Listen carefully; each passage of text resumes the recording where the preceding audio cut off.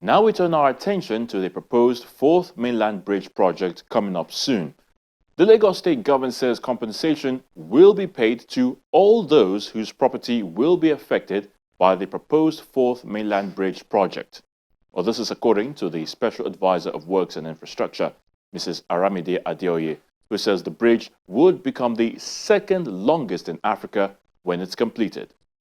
Third Mainland Bridge is the longest bridge in Lagos State connecting the island to mainland.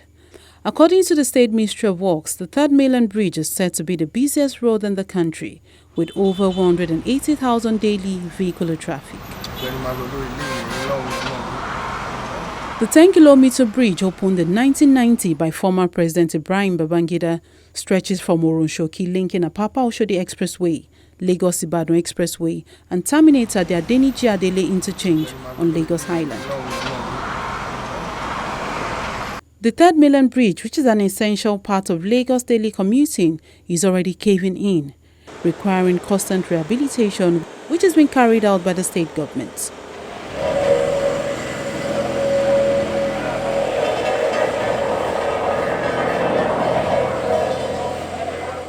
For over 30 years of its existence, the bridge is already losing its grip and perhaps needs an alternative. The Lagos State government is already working towards that line of constructing a fourth mainland bridge as an option for residents on the island and mainland. Some residents are excited about the upcoming project. It's going to be a good project, a good getaway plan for traffic in Lagos State, because third mainland is overburdened now. Then with that fourth mainland bridge added, a lot of traffic will be removed from that third mainland bridge, and it will ease movement in Lagos State very well. We pray it can be effectively produced. So we know that. Having seen the draft, that was presented to us, by Governor Sanwo-Olu, I think it's an excellent idea that is past due.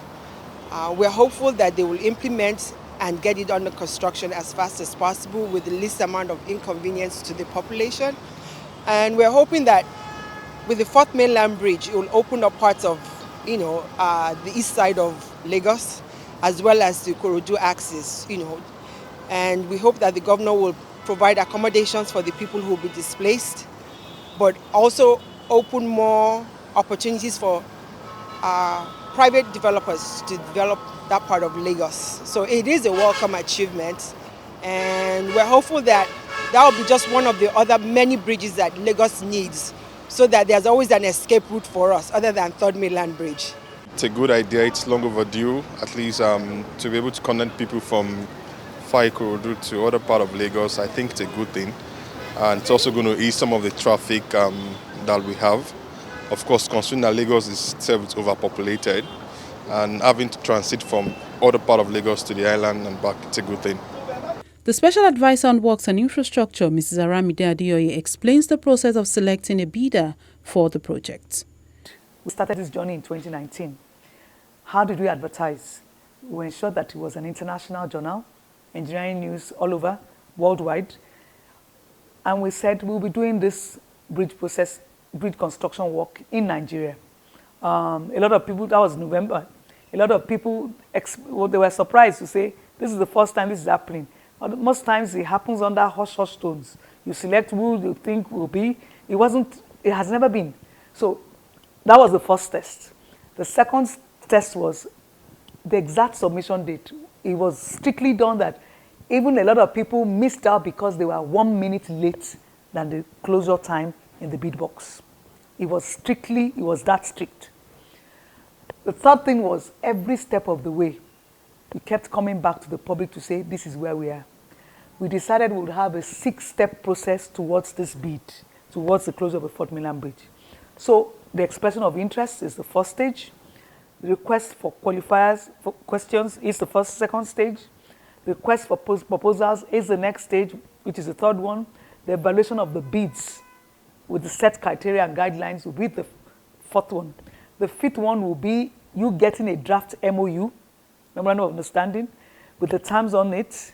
What will be the concession period? For how long? Will there be extra sweeteners in the corridor to reduce the thing? What will be the tolling price? Mix it with possible forecast growth in volumes. Yes, you have this traffic now. If it grows to this one. So we did the financial viability and then agree on something. So short MOU, do the draft, and then get the assembly, the EXCO first to approve, the state executive council to look at it. If it's okay, pass it on. Assembly also looks at it, and finally we can have a final draft, a final agreement that we can all sign off, and then the contractor knows he has this agreement, and then we can break grounds and go to work. So that exactly is where we are now. We're about to get into stage 5. At the end of stage 5 is the construction. So that's essentially what this project has taken in the last 2 years. She also assures property owners who will be affected by the Fourth Mainland Bridge construction of full compensation. You also asked the vital question to say, where will this construction work be passing through, and what will be the compensation plan? So it's intended as a 37-kilometer road. There's a road component and there's a bridge starting on the northern side through the lagoon water into the mainland. So you take off from Abraham Adesanya, you go through Ajabadore, Langbasa, you go through Bayeku, you come out at Konu Areko side, and then you take the back of Sparklight and come out at the Lagos-Ibadan Expressway. So at some point in time, we will be getting into the border of Ogun State. And so Ogun State is a stakeholder in this thing. But the good thing is, there is the Ogun State Development, Lagos-Ogun, we have a joint development border commission, so you're able to, it makes discussions a lot easier. And so there are good stakeholders to this project. And whatever happens here is good also for Ogun State in developing the the border mega towns between us. You've also asked about compensation plans. So we have a resettlement action plan, aside from the environmental impact assessment that you've done, that the Federal Ministry of Environment has signed off.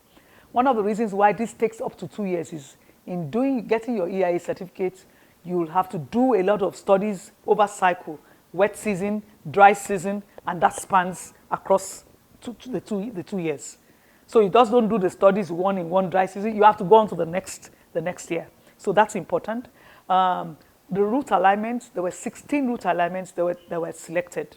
So in deciding this 37-kilometer long road, of which 4.5 is the bridge over water and 32 is the road. Deliberately, to reduce the amount of structures that will be affected, the routes that were selected, you will see mostly they're not going through houses. They're going through the swamp. So going through the swamp to minimize.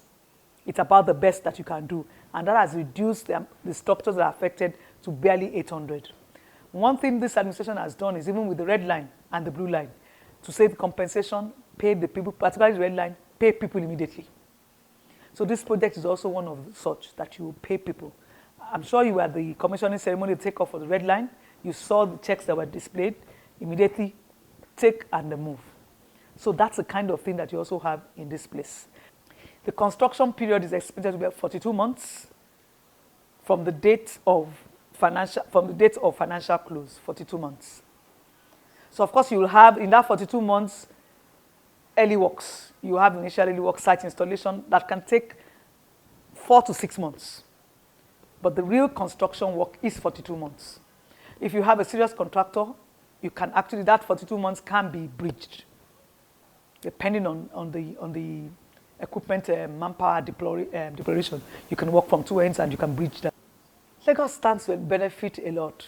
You live in Lagos, and the 3 major bridges that go on the island, mainly Eko Bridge, Kata Bridge, and the Third Mainland Bridge, their service levels are ranging close to F now. Every day when you commute, you are on bumper to bumper. So what that tells you is not rocket science. You need to expand your roads. Though I keep saying you can never outbuild enough roads for Lagos. What we need to do is to invest in our waterways and make commuting easier. Have an integrated modal transport system.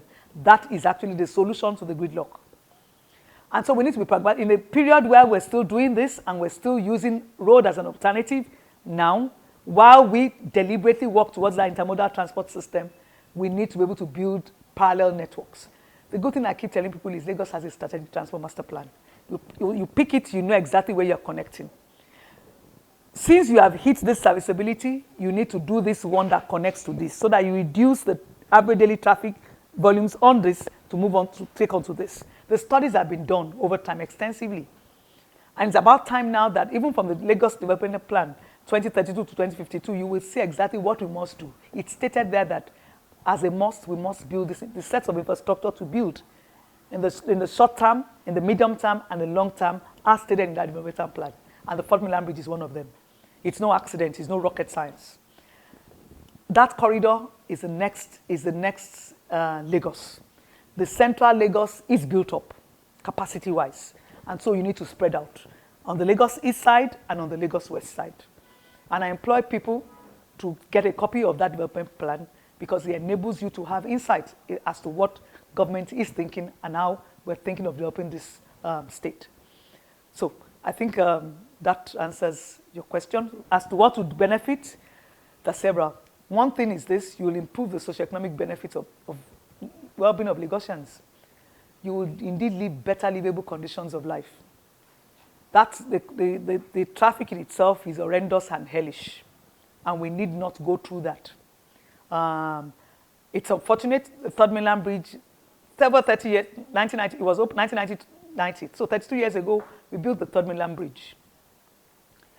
The Institute of Civil Engineers, they classified the 3rd Mainland Bridge as one of those projects that radically changed the face of Lagos.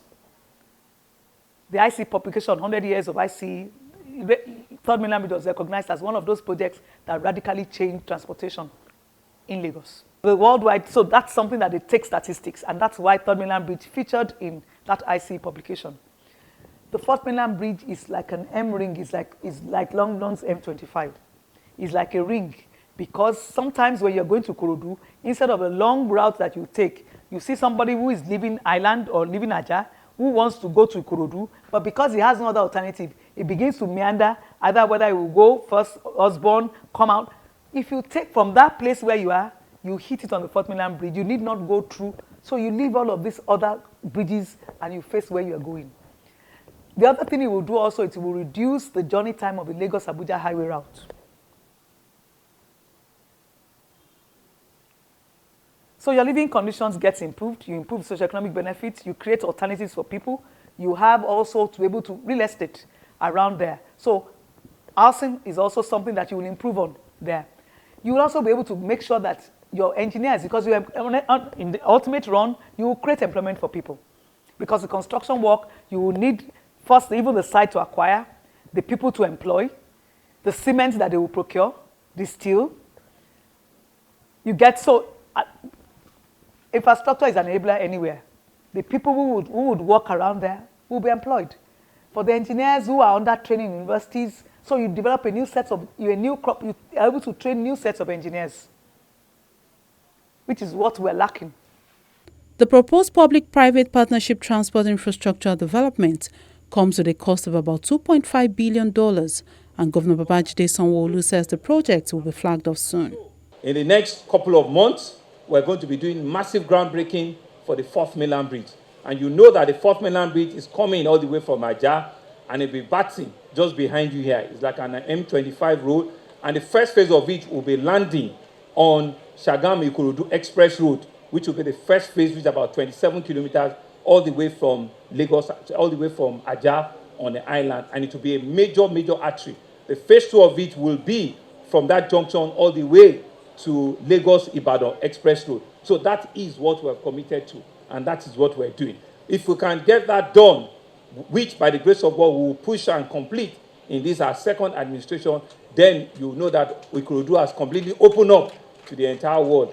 The 37-kilometer bridge and road components, which will take off from Abraham Adesoya in Ekpe, connecting Ikorodu and ending at Lagos-Ibadan Expressway, is expected to be completed in the next 4 years. And this is where we call it a day on this week's edition of the program Dateline Lagos. As always, thank you so much for watching.